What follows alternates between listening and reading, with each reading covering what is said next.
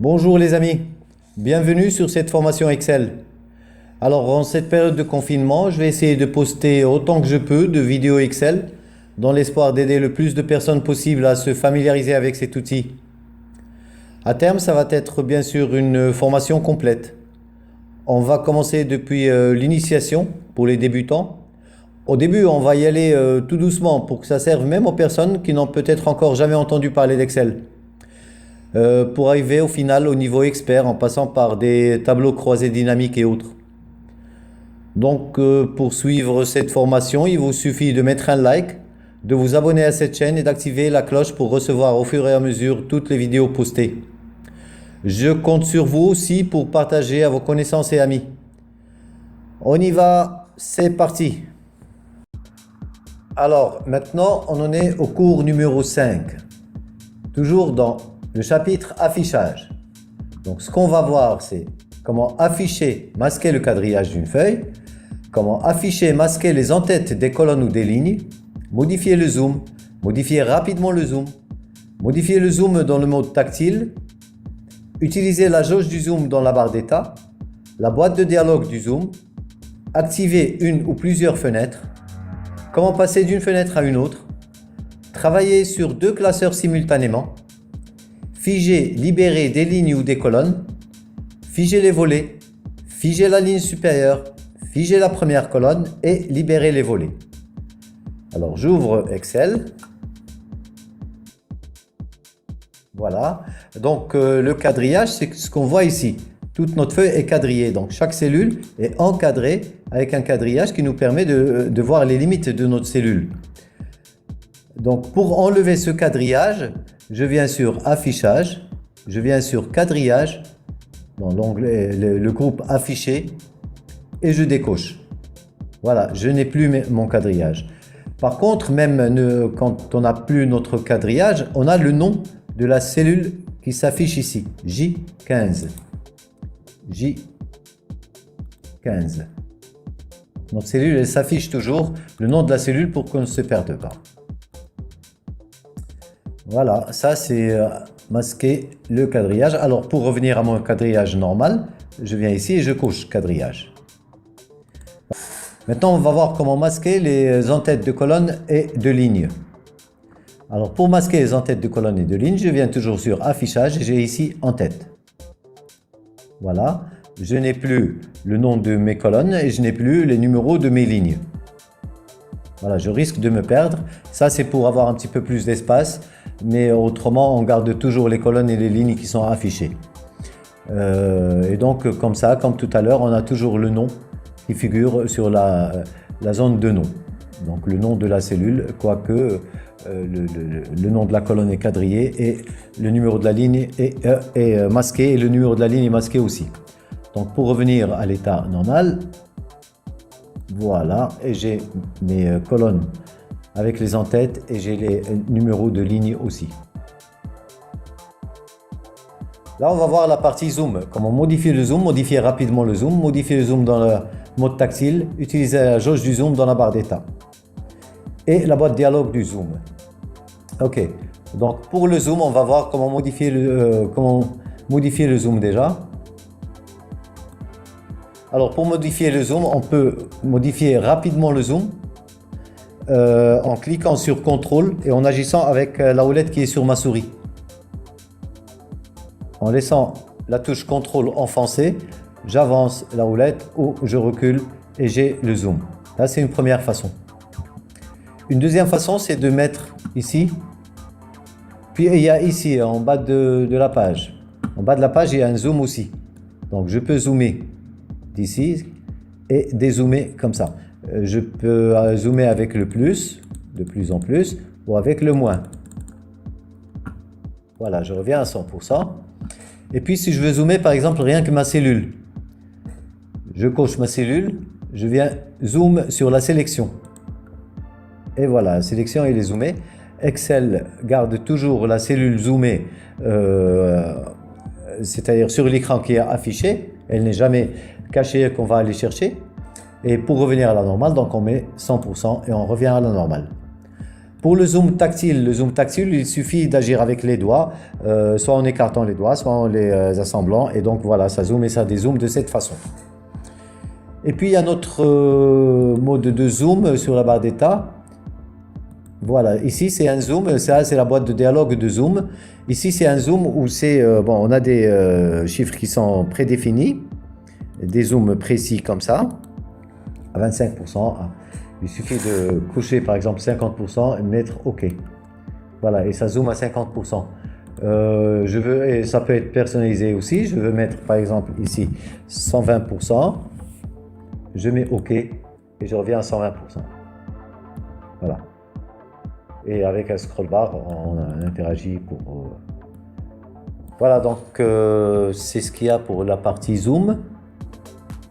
Maintenant, on va voir comment activer une ou plusieurs fenêtres, comment passer d'une fenêtre à une autre ou travailler sur deux classeurs simultanément. Donc pour ça, j'ouvre mon classeur, il faut bien que j'ouvre un autre classeur. Je viens sur Fichier, Nouveau, et j'ouvre par exemple ce classeur. Créer. Voilà. Maintenant, j'ai deux classeurs qui sont ouverts. Mon classeur qui était vierge et celui-là. Alors, pour aller d'un classeur à un autre, je viens sur Affichage, Changer de fenêtre. Vous voyez, j'ai mes deux classeurs. Et le classeur qui est coché, celui qui est actif en ce moment. Donc, je coche le deuxième classeur, il me ramène le deuxième classeur. Donc, le classeur qui est coché est celui que je visualise. Le premier classeur, c'est celui-là. Et voilà. Donc, comme ça, on passe d'une fenêtre à une autre. Maintenant, on va voir comment travailler sur deux classeurs en même temps. Alors, pour travailler sur deux classeurs en même temps, on vient ici, réorganiser tout. On met par exemple vertical pour les avoir deux verticalement devant moi. Et ici, des fois, c'est coché, fenêtre du classeur actif. Non, ça doit être décoché pour qu'il me ramène mes deux classeurs. Et voilà. Et donc là, j'ai mes deux classeurs. J'ai le premier qui est ici. Et j'ai mon deuxième classeur qui est ici. Je peux travailler sur celui-là. Et je peux travailler sur celui-là en même temps. Vous avez vu? Ça me garde les deux classeurs et je peux travailler sur celui-là. Des fois, on a besoin de travailler comme ça quand on a les deux classeurs qui interagissent entre les deux. Et donc, on a besoin d'avoir les deux classeurs simultanément devant les yeux. Alors là, on arrive sur la partie figer, libérer les lignes ou des colonnes, figer les volets, figer la ligne supérieure, figer la première colonne, libérer les volets. J'ouvre Excel. Voilà. Alors, pour comprendre ça, il faut bien que j'écrive quelque chose. Voilà, je vais mettre des dates. 2010 par exemple, 2011, 2012, 2013, 14, 2015, etc. Et ici, je viens mettre 1er janvier. Voilà. 1er janvier. Donc ici, ça va me sortir les dates du mois de janvier. Et ici, j'ai essayé par exemple jusqu'à 2015, c'est bon. Bien, alors ce qu'on va voir, c'est comment figer les volets. Par exemple, je mets ma souris ici. Figer les volets, ça me permet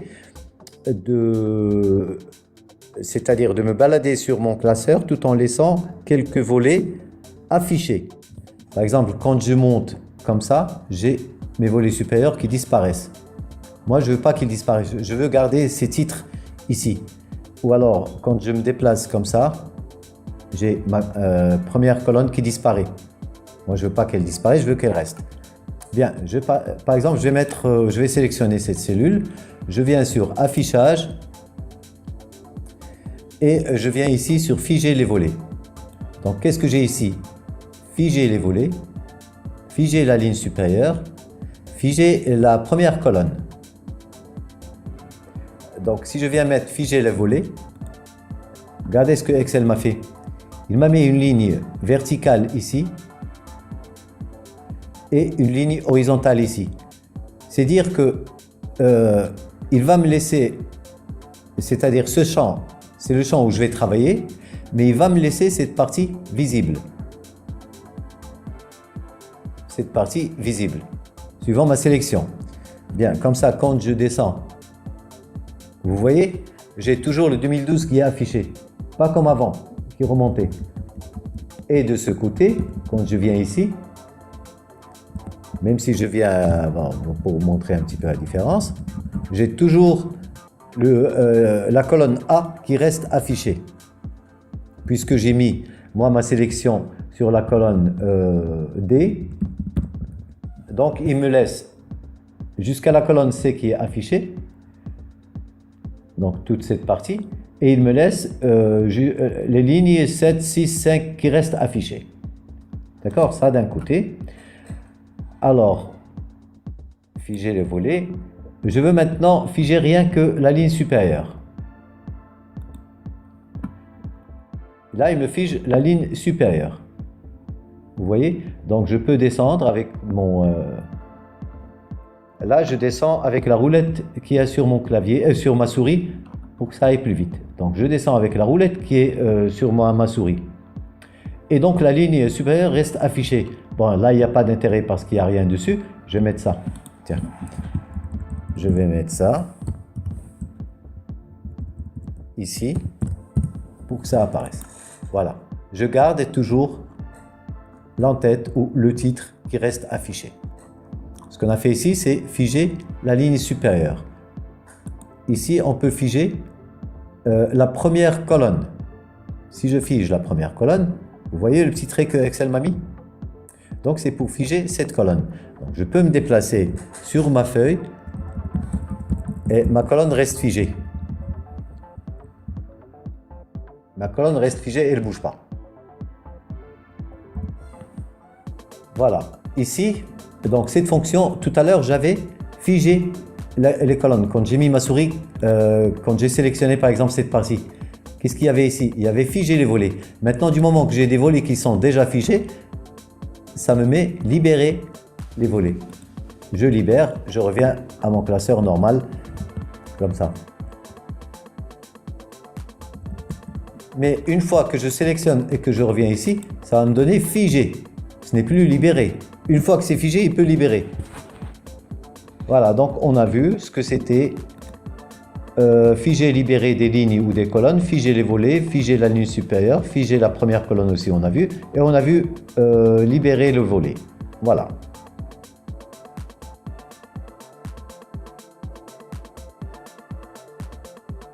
Voilà, ça sera tout pour cette vidéo.